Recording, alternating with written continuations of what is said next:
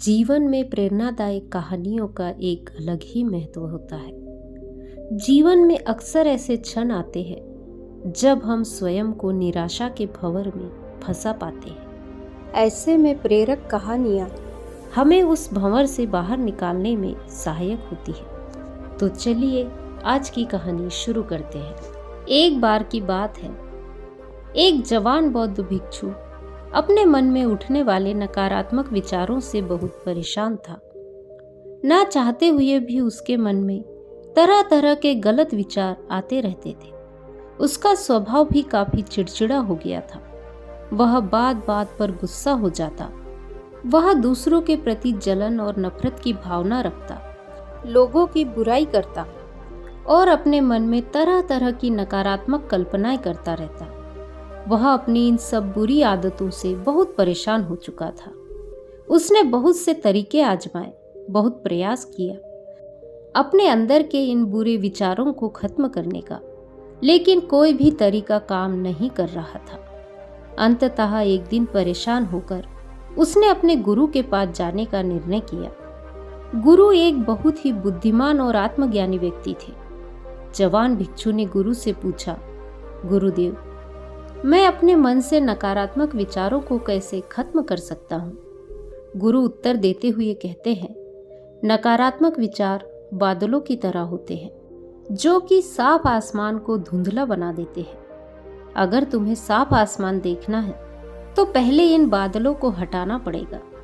ठीक इसी प्रकार अगर तुम अपने दिमाग से नकारात्मक विचारों को खत्म करना चाहते हो तो सबसे पहले तुम्हें इन नकारात्मक विचारों के मूल कारणों को पहचानना होगा और उन्हें नष्ट करना होगा। जवान भिक्षु को गुरु की यह बात ठीक से समझ नहीं आई, तो उसने गुरु से इसे थोड़ा विस्तार से समझाने का आग्रह किया।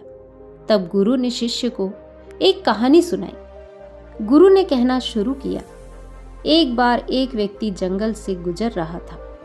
तभी उसे रास्ते पर एक सर्प दिखाई पड़ा। सर्प को देखते ही वह व्यक्ति डर गया और वहां से भागने लगा। जैसे ही वह दौड़ा, उसका पैर एक पत्थर से टकरा गया और फिर वह वहीं पर गिर पड़ा। उसने खुद को बुरी तरह घायल कर लिया था। जब वह उठा और पीछे मुड़कर देखा तो पाया कि वहां कोई सर्प नहीं, बल्कि सर्प के आकार की एक लकड़ी थी, जो कि रास्ते पर पड़ी हुई थी। यह देखकर उस व्यक्ति को महसूस हुआ कि उसे नुकसान पहुंचाने का कारण वह सर्प नहीं, बल्कि उसके खुद के अंदर बैठा डर और नकारात्मक विचार है, जिसने उसे घायल कर दिया।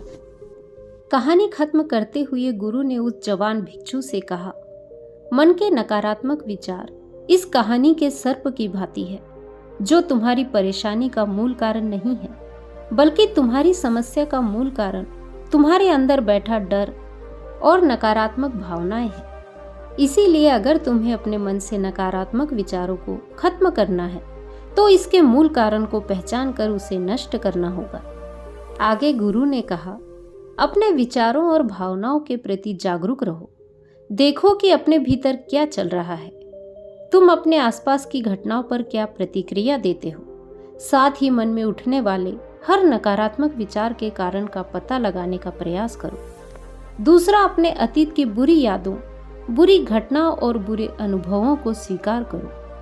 तीसरा, आभारी रहो। अपने जीवन के सकारात्मक पक्ष पर अपना ध्यान केंद्रित करो। तो अपने पास जो कुछ भी है उसके लिए इस ब्रह्मांड का आभार व्यक्त करो।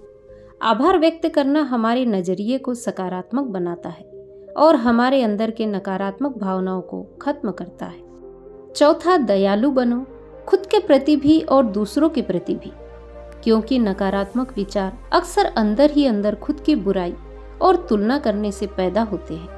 अपने अंदर दया की भावना रखकर हम ज्यादा सकारात्मक और संतुष्ट जीवन जी सकते हैं। दोस्तों, यह कहानी हमें सिखाती है कि नकारात्मक विचार हमारी परेशानी का मूल कारण नहीं है।